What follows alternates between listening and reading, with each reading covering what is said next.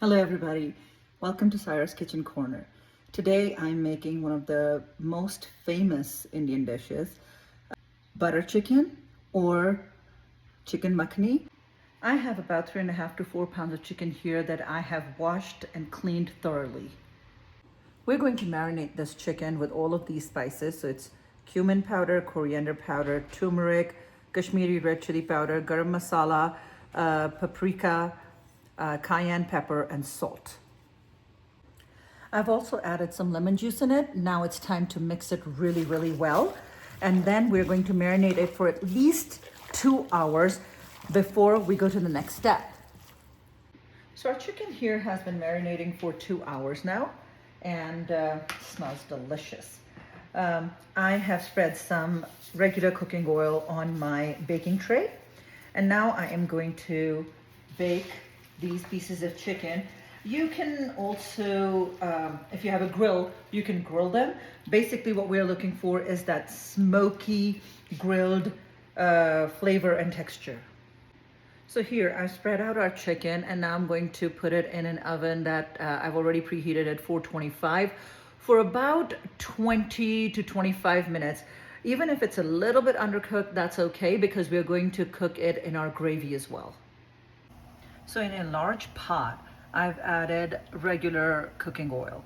I'm using a tall stock pot because this is one of those foods that splatters a lot, and so I'm trying to minimize the splattering here. I have blended up 2 onions and added those to my oil, and I'm going to saute it until my onions are translucent. I am making a huge batch today for a few customers, so I'm obviously making a big pot. You certainly can reduce the amount of onions and everything else if you want to just make it for yourself and your family. Now that the onion has been sauteing for about 10 to 15 minutes and it is light golden, I am going to add my homemade ginger garlic paste to it.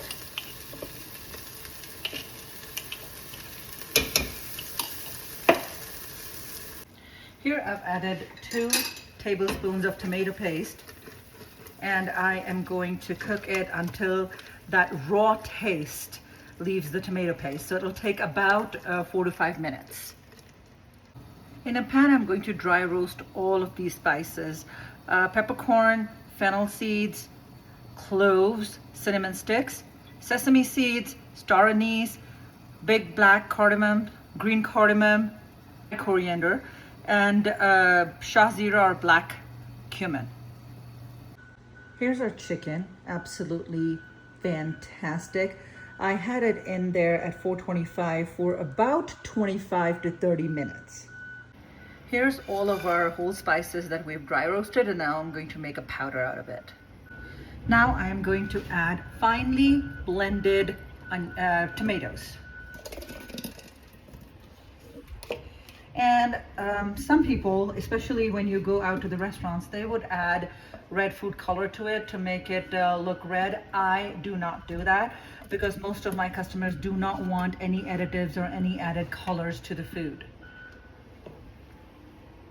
So while my stew is cooking in here with the tomatoes, I have prepared a plate of all the spices.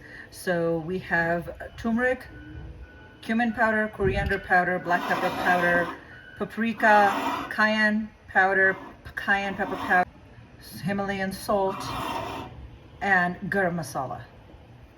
Oh, and also Kashmiri red chili powder. I'm going to add all these spices in here. Now I'm going to add all the dry roasted spices that we had made into a powder. We're going to cook it on high flame until the masala is completely cooked and the oil separates. You can see that I am not taking off the cover because it is splattering a lot and it's going everywhere. I've turned the heat down so that it would at least minimize some of the splattering, and now I'm going to add half a cup of yogurt in it. I actually ended up adding a full cup of yogurt because I completely forgot how much I am making. I'm making 3 times the quantity that I would normally make for my family.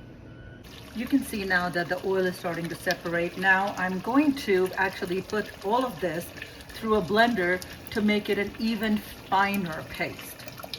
Here comes the part where we put in a big block of butter because it is butter chicken. Here is our blended up masala, gravy, whatever you want to call it. I added a few bay leaves with the butter.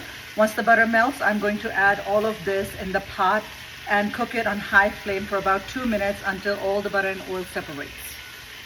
I forgot to mention that when I was blending this, I also added a cup of cashews and blended it together, and that's why it looks so creamy.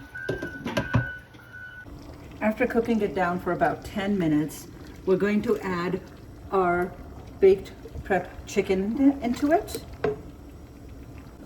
And now we're going to cook it on low flame for about 5 minutes to make sure that the chicken really absorbs the taste of the gravy. I'm going to be very careful and lift the top. You can see that the oil is starting to separate, and it has separated quite a bit. And this is where we are going to add about 2 to 3 cups of heavy whipping cream. Now at the very end, you're going to take a handful of fenugreek leaves, dried leaves, and you're going to add that and mix it up really well. And please be careful, this splatters a lot and it's very, very hot. Our butter chicken is bubbly and ready and also delicious. Thank you for watching, and please reach out to me for your catering or your daily meals needs if you live in or around the Colorado Springs area. Thank you.